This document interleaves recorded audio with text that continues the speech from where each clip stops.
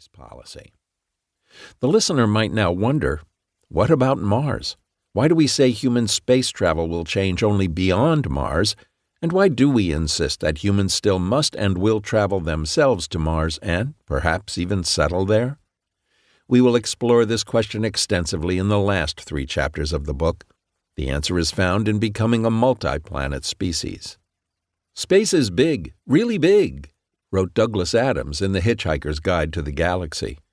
I wrote those same words in my earlier book, Star Sailing, Solar Sails, and Interstellar Travel, before having read Adams's novel because I was struck by the same problem that his Arthur Dent character had.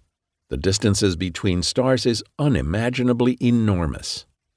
How big is space, you might ask? Well, it might be infinite. We only know what we can see so far. But the observable universe has a diameter of about 90 billion light-years. That equals 850 billion trillion kilometers. That number, incidentally, is more than the number of grains of sand on Earth.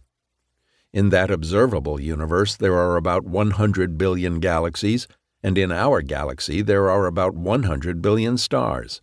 One of those stars is our Sun, and its solar system has yet to be completely explored, or even have its population fully catalogued. If we divide the number of stars, 100 billion times 100 billion equals 10 to the power of 22, into the volume of observable universe, assuming it is a sphere since it has no preferred direction, we find about 25 stars per trillion cubic light-years. If that sounds pretty empty to you, then you have it right. Space is mostly empty. The point of playing with these unimaginable numbers is to dramatically illustrate that interstellar travel is a subject of science fiction, not ready for prime time, at least for humans.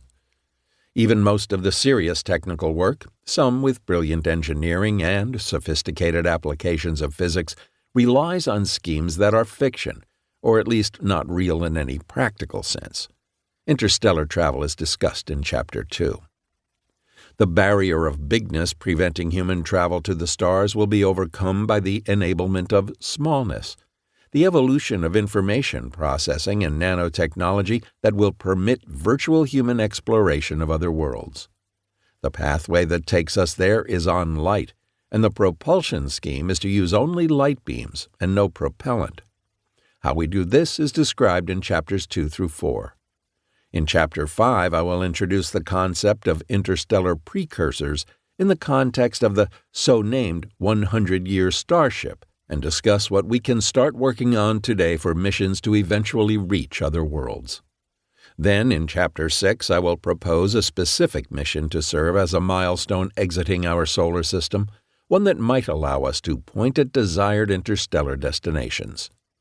In Chapter 7, I will draw a conclusion that the long-range future of humankind is to extend its presence in the universe virtually, with robotic emissaries, bioengineered payloads, and artificial intelligence. Payloads will be designed for information processing, not life support. But does that conclusion doom us to be couch potatoes, staying at home forever confined by the limits of our planet? This is neither culturally nor physically acceptable. Culturally, we remain wanderers and explorers. Physically, the survival of our species requires humankind to become a multi-planet species. We cannot put all our eggs in our earthly basket. It has too many forces that might cause it to fray. Forces such as asteroid impact, large-scale conflict and war, pandemics, global climate change, and other types of environmental destruction such as destruction of resources, to name a few.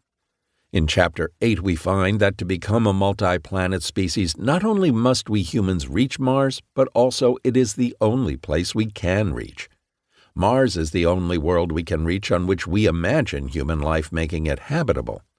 Indeed, it may have been habitable in the past, and life may have originated there as fast as it did on Earth, and even have spread here from there or there from here.